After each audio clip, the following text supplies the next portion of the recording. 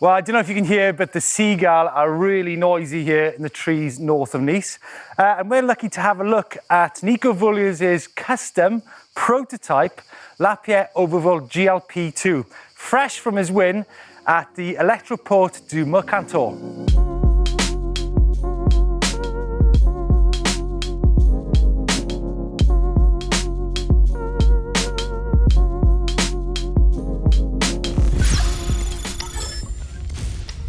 So first of all, let's have a look at the materials and the geometry numbers on this bike. Now, it is a full carbon bike. That's the front triangle, the swinging arm, the link, and the shock extender. Now, in terms of the numbers, Nico's riding a size medium. Remember, this is a prototype bike, but the medium size is 455 millimeters. The big change on this bike is actually the chainstay. Now, that's gone down from, I think it was around about 480 down to 440 millimeters, which means there's a far better balance between the front and the rear center on this bike. The seat-tube angle is 76 degrees for good climbing position on the bike. Head-tube angle is 65 degrees, and the bottom bracket comes in at 340, which means I'm guessing this bike is going to be pretty cool at going around corners. Now, in terms of the suspension travel on this bike's got 170mm up front and 160mm on the rear. And following it in the tradition of a lot of e-mountain bikes these days, Nico's got a 29-inch wheel up front and a 27.5 on the rear. If you notice, he's actually got a 35mm rim width on the rear and a 30mm rim width on the front. So I'll chat to him about that a little bit later on. And as you can see, that suspension doesn't look off the shelf to me. Now, what I find is another big story with this bike is the fact that Nico's now gone to the Bosch motor. It's the Generation 4 motor. 75 newton meters of torque. As we've talked about the Bosch motor before, it's lighter and more compact than the previous model. It's also got less resistance when you get past the 25 kilometers an hour. As you can see here, he's got the battery, and that's a 500 watt hour battery, and he's located it centrally. Now, this is something that Nico is really keen about developing, and I'll talk to Nico about that a little bit later on, because what it means is that the front of the bike is far lighter than if you've got a big battery located in the down tube there. Okay, lots of other neat touches on this bike. A 35mm alloy stem and 760mm bars on there, again in alloy. His seat post is a carbon Lapierre 150mm. And look at those tyres. Now, those look a bit tasty. You feel the knobs in them, they are super, super sticky. And they look like prototype tyres as well.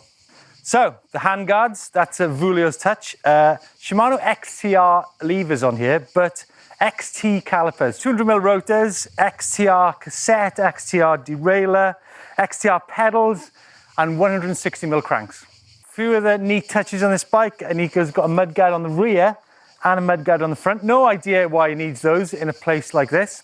Fabric saddle. And when is this bike going to be available? Well, it seems around about October, November time. And here is the man himself, Nico Vouilloz. Nico, this really is a prototype, right? Yeah, totally. I painted by myself. So. Seriously? Yeah. It looks fresh out of the mold.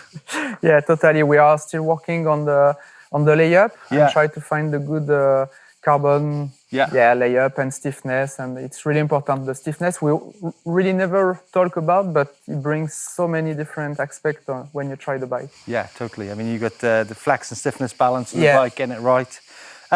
This is quite different mindset from a lot of brands. A lot of brands are going for big batteries in the front down tube. This is a different philosophy, right? Can you talk us through your thinking behind that? Yeah, the idea was to really make a bike where you have fun with and where the handling is the priority. So just play the battery in the center like on the previous version. But now with the new drive unit, you can really have the rear really short. And we go for everything works like 29 wheel.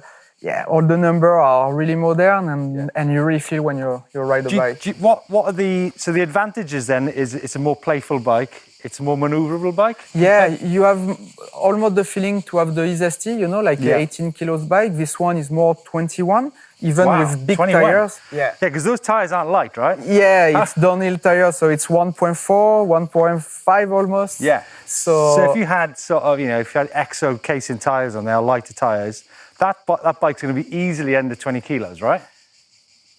Yeah, more or less. I think it's possible, but then the tire, it's not super efficient. But the main thing is the battery. When you look at the battery, it's 2.5, this one. Okay, it's a 500, but the new 625 battery, it's 3.5. So with 1 kilo more, it's placed there. You have to have a down tube thicker, stronger for that. Yeah. So at the end, this bike will be at least 1 to 1.5 lighter than all the 625 But let's not forget here that Nico is looking like he's probably weighing in at about 60 kilos at the moment. 68, no. Really? 67, 68, no. Always after those small gains, I'm telling you, Nico Vouilloz. Now, tell me about the Bosch. This is a Gen 4 Bosch motor.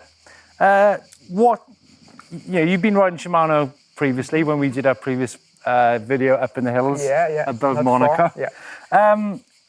Talk about the dynamic aspect of the bike when you're using it and when you're racing it. What do you see as the advantages? Yeah, but the thing is, the bike is a total different philosophy. So even the bike is maybe 3 kilo lighter. Yeah. So also it affects the drive unit feeling. Mm-hmm. But the Gen 4, what you can notice is, for sure, compared to the previous one, it's really, really, really free up 25. Mm-hmm. It's big improvement. And even out of the turn, it's really dynamic. Like you don't have more torque, it's 75, but it's just more dynamic. You just have to pedal, and it's feel more powerful, but it's not brutal. It's why they made a good job. Yeah, I mean, when I rode it recently, I thought the software was designed when you have steps, there's really good acceleration to get up those steps and things. Yeah, exactly. It's even the EMTB mode. It's even smoother, but reacting, so it's even easier to control when it's slippery. Yeah. Now, the assistance on the Bosch motor has gone from 310% up to 340%, so that's quite a big change there. Nico, we're in the south of France. You've got mud tires on your bike. What is going on there? Well, first, in e-bike, you can. So you can play with the grip, and for braking, it's good. But just I'm out of the last race 2 days ago, and it was raining really hard. Okay, right. And the tire really helped me to get the victory, because it was more slippery than expected. And I keep all this setup for the day. Yeah. And a few competitors told me, I was thinking to you during the stage, because it was really muddy at the end, and we didn't have the right tire, so it was working well. That's a prototype tire then, right? Yeah, it's a prototype for the downhill team, Mondraker downhill team. So Michelin is working on. So yeah, it's bigger than a normal downhill tire, so it's more 2.4. So you don't worry about obviously, if you've got super tacky tires, that's going to have more drag on the battery than on a harder compound tire, right? Do you ever worry about that? Yeah, it's why I'm light, to compensate. Nico, the suspension. Tell me about the suspension. Now, we've talked about it before, but anything special going on here? Yeah, but from stock, it will be 170 at front, so it's the case. Mm-hmm. But the rear, I had the Meg Neg option, air can. Yeah. So it will be not in series, but for anyone. But you can purchase on after sales. Mm-hmm. It's really good. Just on this bike. It doesn't work on every bike, honestly, but on this one it works well. And you have it's more like a cold shock almost. It's really sensitive at the beginning, and then the bike stay a bit low when you brake. Yeah. It doesn't do that, so it helps. Are you still working with suspension in your garage? Last time I saw you, he had shocks set up. I can talk because I always like to try. Maybe the front, it's a 20th test. Okay, right. The rear, no. On this one, it's maybe the 4th test. Yeah. So when we discussed suspension 18 months ago, you said that it's better to have air suspension on an e-bike than coil. And you also said in your suspension setup, you tend to go for more air pressure and less tokens. You still with that philosophy, or? Yeah, I still do. I did the opposite, and back again, I have only one token on the front with more air pressure, like I'm at 82, but for my weight, it's quite. And yeah, even at the rear. I honestly, I didn't try yet coil. I'm eager to try with a good spring and a good setup. But yeah, e-bike, we try to keep a dynamic bike. So it is already, but when you race and you push and you try to didn't dive too much into the travel. So I think e-bikes. I think lots of brands are focusing in on an e-bike specific geometry now, right? I mean, a 440 chainstay. It's important to get the chainstay right on an e-bike together with the C-tube angle to make sure you can do all those technical climbs and so your weight balance is correct, right? But for e-bike, if you think about, of course, it will be better to have a long chainstay for uphill and it's easier to climb.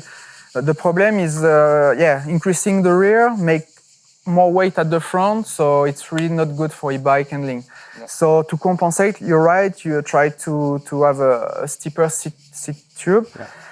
And then, you have to, I think the most important is to change your position, and you have to really not be all your weight on the front, body weight, but more the arm need to be quite close to be able to climb. Cool. So there you go, Nico Vouilloz' prototype custom Lapierre Overvolt. Let's know your thoughts on this video. Nico, thanks for joining us here. Now, if you want to see Nico in action, check out the video of Nico Vouilloz versus Dan Lloyd down the mountain, just down here. Down here, Jack? Yeah. And give us a thumbs up if you like the video, and don't forget you can subscribe to EMBN by hitting the globe. Nico, great to see you, man. Always a pleasure, Steve.